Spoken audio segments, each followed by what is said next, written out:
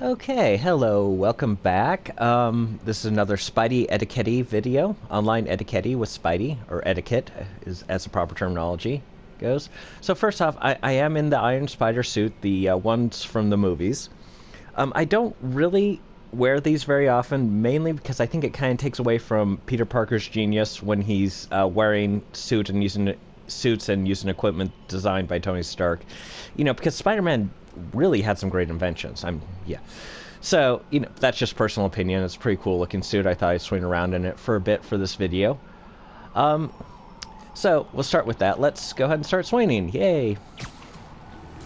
So, first and foremost, this one, the last etiquette video was about labeling people.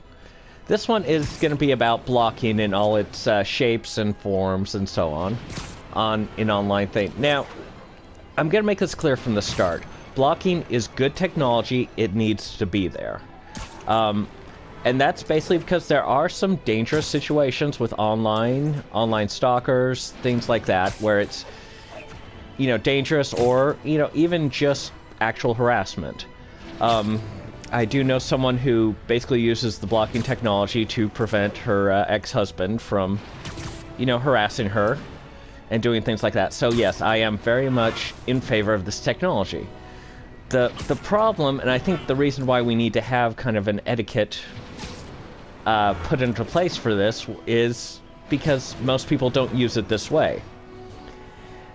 They basically use blocking to shut down people and ideas. And they call that harassment.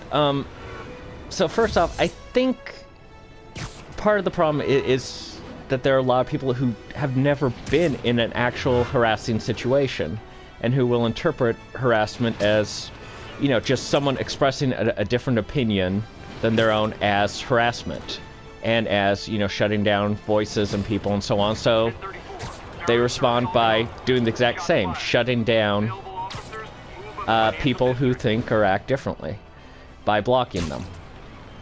And yeah, I think we need, and so what etiquette is basically an unwritten social contract to help us get along better, and I think we need that for blocking. That, you know, we should, you know exactly what harassment is, and blocking should only be used for harassment or actually dangerous situations.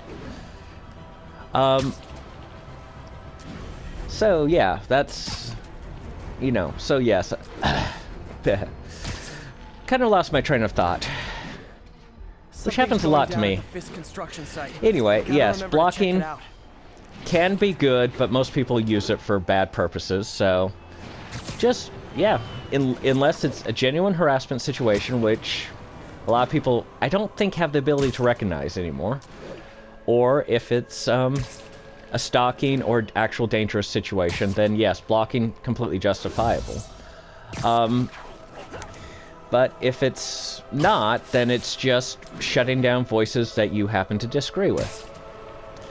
And that's not a good use of the word blocking. Now, I'm going to go into... There's something out there that I've recently heard about called... I want to say bot blocking. I can't keep up with the technology. Or the different names and different technologies. I just can't keep up with it. I think it's called bot blocking. And near as I can tell from what I've heard, it's when you not only block someone from, you know, commenting on, basically from seeing any of their comments, but it's also when you block anyone who follows that person on whatever social media you're on from, you know, commenting or seeing any of your posts.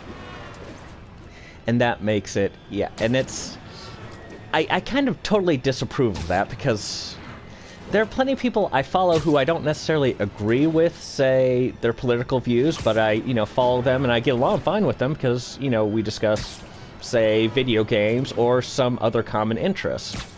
So if I'm following someone because I like their video games, but then they get blocked, bot blocked by someone whose political views I actually agree with and I would like to follow them on that, suddenly I can no longer follow that person because there's been a bot block put into place. So I think it's, yeah, it's just, once again, it's shutting down voices, and I don't... Like I said, in situations where there's, you know, a stalker, an actual dangerous situation, yeah, I can completely agree with, even bot blocking, you know, but that's an infrequent occurrence, and I think, you know, it's just not a good way to go about it. So, bot blocking, for the most part, I think it is bad. There is very limited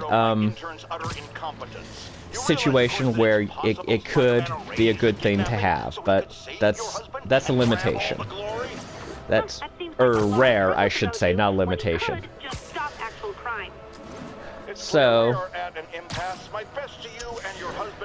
yeah. No bot blocking. Bad. For the most part. Sorry, it's J. Jonah Jameson I find so distracting. He's pretty funny, though. Regardless. And there's also something called flagging. Now, once again, this has a good purpose to it, is when there's, you know, somebody making comments that are actually a danger to themselves or the community. Yeah, they should be flagged.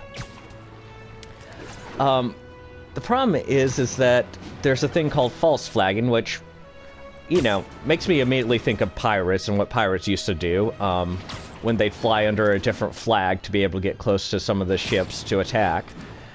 You know, but this one is very different, is when you flag someone because they're annoying you, and so you essentially... It's like telling the teacher on someone when they haven't done anything wrong. You're just angry at them, and you have to, you know, you're a third grader and you have to run to tell the teacher that they did something when they really didn't do something, just so they'll get in trouble. That's pretty much what false flagging is. So, some of these type buildings are hard to swing through without hitting them. So yeah, false flagging I think is bad, but like I said, flagging itself can have some good purposes, and, you know, can give you some insights and signs. I know Nicholas Cruz, who later did the Parkland shooting, had basically been flagged in a YouTube video earlier, and unfortunately they weren't able to find him before anything happened, but he had actually stated that he was going to be a school shooter. So, yeah, flagging can be very important. Also, if somebody says something, you know, like, I want to kill myself, or something like that, then yeah, flagging them, getting them some help, that's all good. But, like I said, there's very specific uses for blocking and for flagging and all of this, and it's being so very rarely used nowadays. I'd say it'd be maybe 1%, that's just a guess on my part.